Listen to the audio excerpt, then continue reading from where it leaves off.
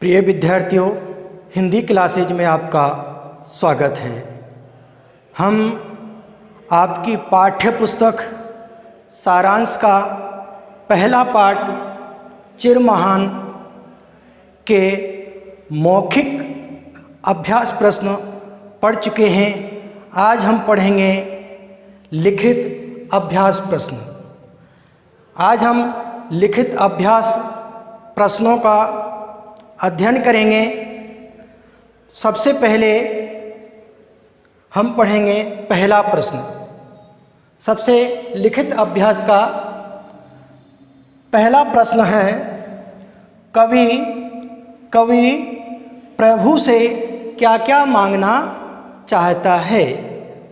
कवि प्रभु से क्या क्या मांगना चाहता है। तो आप इसका उत्तर देंगे।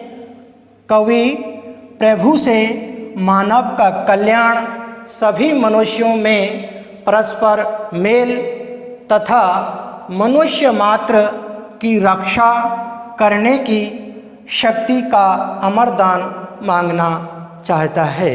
एक बार मैं फिर से पढ़ देता हूँ। कवि प्रभु से क्या क्या मांगता है। कवि प्रभु से क्या क्या मांगता है। तो आप इसका उत्तर देंगे। कवि प्रभु से मानव का कल्याण, सभी मनुष्यों में परस्पर मेल तथा मनुष्य मात्र की रक्षा करने की शक्ति का अमरदान मांगना चाहता है। प्रश्न नंबर दूसरा है, कवि चिरमहान को क्यों पाना चाहता है। कवि चिरमहान को क्यों पाना चाहता है। यहाँ चिरमहान का अर्थ है सत्यम शिवम सुंदरम, यानी कि शिव के समान सुंदर मानव के हृदय में जो सत्य है, जो सदा या हमेशा एक सा बना रहना चाहता है या बना रहता है, उसे चिरमहान कहते हैं। एक बार फिर से प्रश्न पढ़ता हूँ। कवि चिरमहान को क्यों पाना चाहते हैं। कवि चिरमहान को क्यों पाना चाहते हैं। तो आप इसका उत्तर देंगे। मानव के हृदय में, हम हृदय को इसी तरीके से लिख सकते हैं, हृदय। मानव के हृदय में हमेशा या सदा रहने वाला सुंदर सत्य छुपा है, लेकिन अज्ञानता के कारण उसे सत्य का आभास नहीं हो रहा है। मनुष्य के हृदय में हमेशा सत्य छुपा है, लेकिन मानव की अज्ञानता के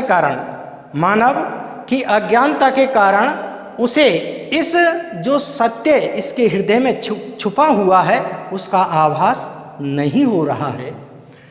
तो मानव के हृदय में हमेशा या सदा रहने वाला सुंदर सत्य छुपा है, लेकिन अज्ञानता के कारण उसे सत्य का आभास नहीं हो रहा है और वह अंधविश्वासों में जकड़ा हुआ है। कवि मानव को इसी चिरमहान सत्य का आभास कराना चाहते हैं, ताकि अंधविश्वास जैसी कुप्रथाओं से मुक्ति मिल सके। इसीलिए कवि चिरमहान को पाना चाहता है। तो हमने पहला प्रश्न और दूसरा प्रश्न, इन दोनों का विस्तार पूर्वक या विधिवत रूप से अध्ययन किया है। अब हम पढ़ते हैं अगला प्रश्न।